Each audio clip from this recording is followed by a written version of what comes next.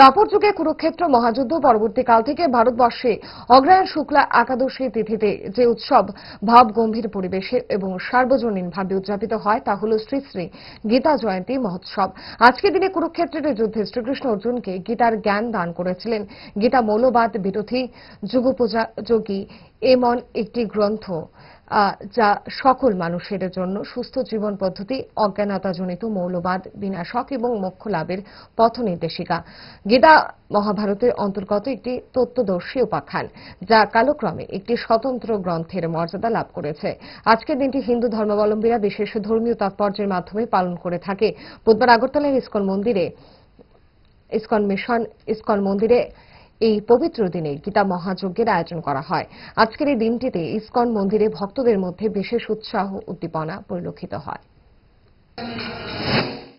হরে কৃষ্ণ। আজকের দিনটা হচ্ছে শুভ গীতা জয়ন্তী দিবস। আজকের দিনে আজকের থেকে প্রায় 5000 বছর আগে কুরুক্ষেত্র রণাঙ্গনে ভগবান শ্রীকৃষ্ণ অর্জুনকে এই গীতার জ্ঞান প্রদান করেছিলেন।